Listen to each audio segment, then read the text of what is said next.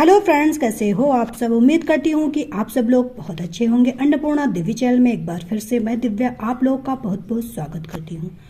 दोस्तों, आज के वीडियो में हम लोग एक कहानी को सुनेंगे। उम्मीद है कि ये कहानी आप लोगों को जरूर पसंद आएगी। कहानी थोड़ी सी भी पसंद आए तो वीडियो को लाइक कीजिएगा। चैनल पे पहली बार विजिट कर रहे हैं तो अन्नपूर्णा दिव्य चैनल को सब्सक्राइब कीजिएगा और इस कहानी को ज्यादा से ज्यादा शेयर कीजिएगा। तो चलिए फिर शुरू करते हैं। सौरभ, मैंने तुमसे कितनी बार कहा है कि मुझको अपनी छुट्टियां इस तरह किसी के लिए बर्बाद करना बिल्कुल भी अच्छा नहीं लगता। माही बहुत ही जोरों से चिंचिनाते हुए अपने पति सौरभ से बोली। माही, ये कैसी बातें करी तुम। गौरांगी किसी की नहीं, मेरी छोटी बहन है। अगर वो हफ्ते में एक बार अपनी खुशी ढूंढने यहाँ आ जाती तो उसमें आखिर बुराई क्या है। अगर सोचो वो हमारे साथ ही रहे तो क्या तब भी तुम ऐसी ही बातें करती। सौरभ ने माही को समझाने का प्रयास करते हुए कहा। सौरभ, एक तो मैं उसको अपने पास रुकने ही नहीं दे, और अगर रहती भी तो तब बात और ही होती। तब उसको हम घर पर अकेला छोड़कर कहीं भी आ जा सकते थे, लेकिन हफ्ते में सिर्फ 2 छुट्टियां मिलती और उस पर भी तुम्हारी बहन आकर थमक जाती। माही तो जैसे कुछ भी सुनने को तैयार ही नहीं थी। माही, वो तो सिर्फ यहाँ हम लोगों के पास थोड़ा सा प्यार ढूंढने आती, बल्कि वो तो बार बार पूछ भी लेती कि हम लोगों का वीकेंड पे कोई भी कहीं भी आने जाने का प्लान तो नहीं, और फिर आती है। इतने बड़े शहर में अपने निजी शहर से दूर तो लोग गैरों से संबंध रखने का प्रयास करते, और तुम अपनी सगी ननद के लिए ऐसा बोल रही हो। सौरभ को तो माही की बात बिल्कुल समझ में ही नहीं आ रही थी।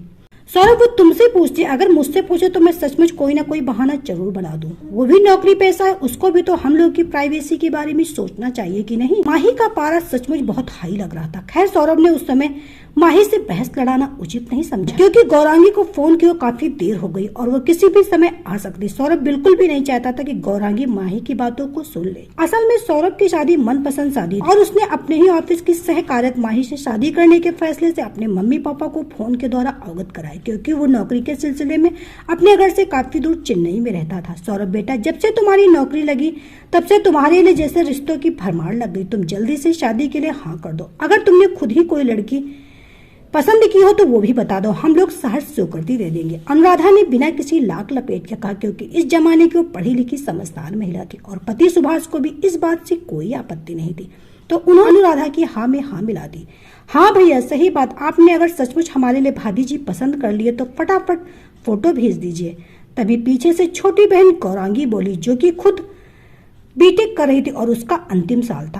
तभी सौरभ ने माही के साथ शादी करने की इच्छा जाहिर की। माही के मम्मी पापा भी इसी जमाने के थे तो उनको भी कोई आपत्ति नहीं थी, इसीलिए चट मंगनी और पट शादी हो गई।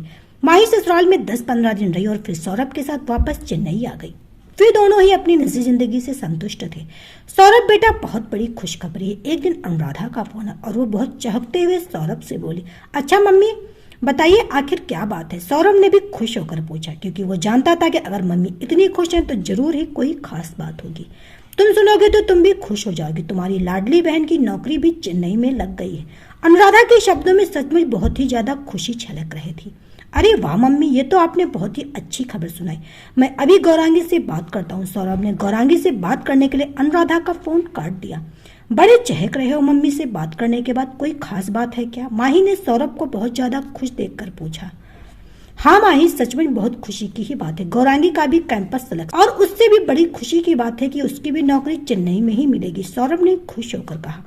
सौरभ तो फोन मिलाकर माही से बात करने लगा, लेकिन माही के मन में कुछ खटक सा गया कि अगर गौरांगी यहाँ नौकरी करने आ रही तो कहीं उसके साथ ही न रहने लगे।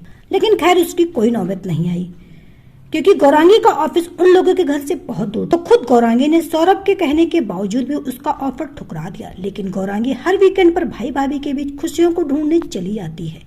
शुरू में तो माही ने कुछ नहीं कहा, लेकिन अब उसको इस तरह हर वीकेंड पे गौरांगी का आना खलने लगा और वो सौरभ से इस बात को लेकर टकराने लगी। इत्तेफाक कुछ ऐसा हुआ कि जिस समय सौरभ और माही की बहस चल रही थी तभी गौरांगी गेट के पास आ चुकी थी और उसने सौरभ और माही की सारी बातें सुन ली और बिना आहट के चुपचाप बाहर से ही लौट गई। क्या हुआ गौरांगी, तुम अभी तक आई नहीं? हम लोग तुम्हारा इंतजार कर रहे हैं, क्या ट्रैफिक में फंसी हो? सौरभ ने बहुत चिंतित होते हुए पूछा। सॉरी भैया, मैं आपसे बताना ही भूल गई, आज मैं नहीं आ पाऊंगी। ऑफिस से अचानक फोन आ गया और एक जरूरी मीटिंग अटेंड करनी। ये कहते कहते गौरांगी की आंखों में आंसू छलक आए और उसकी आवाज एकदम से भर्रा उठी। लेकिन गौरांगी, हम लोग तो तुम्हारा इंतजार कर रहे थे। कोई बात नहीं भैया, आगे देखा जाएगा। इतना कहकर गौरांगी ने छट से फोन रख दिया कि कहीं वो सचमुच ही फोन पर न रोने लगे। लोग खुश हो जाओ तुम माही, अब गौरांगी नहीं आ रही है। इतना कहकर सौरभ बहुत ही ज्यादा उदास हो गया।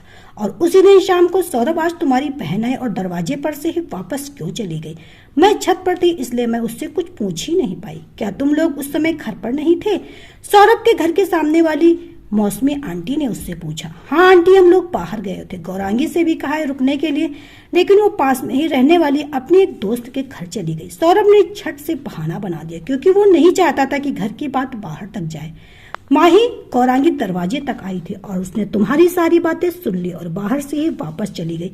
सौरभ गुस्सा कर बोला। तो मैं क्या करूं? माही लापरवाही से बोली। बल्कि वो तो उल्टे खुश हो गई कि जान बची तो लाखों पाए।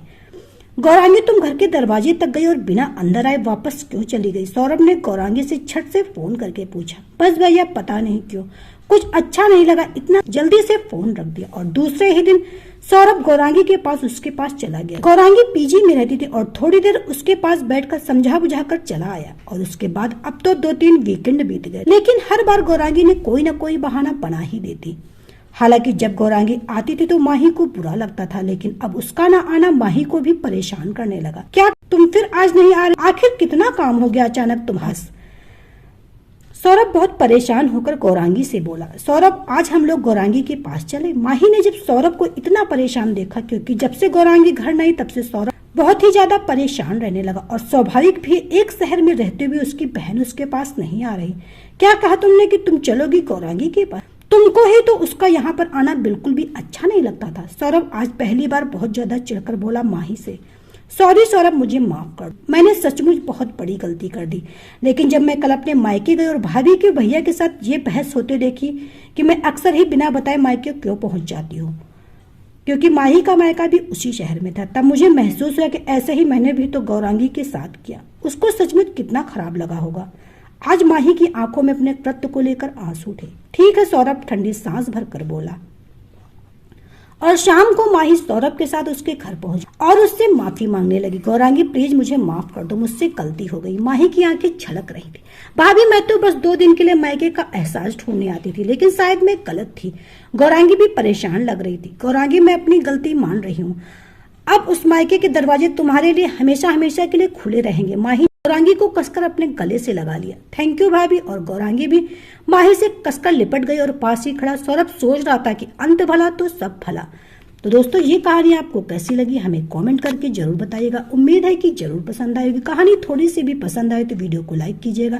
चैनल पे पहली बार विजिट कर रहे हैं तो अन्नपूर्णा दिव्य चैनल को सब्सक्राइब कीजिएगा और इस कहानी को ज्यादा से ज्यादा शेयर कीजिएगा। तो चलिए फिर मिलते हैं नई कहानी के साथ नए वीडियो में। तब तक के लिए bye bye. Subscribe now and press the bell icon. Never miss an update.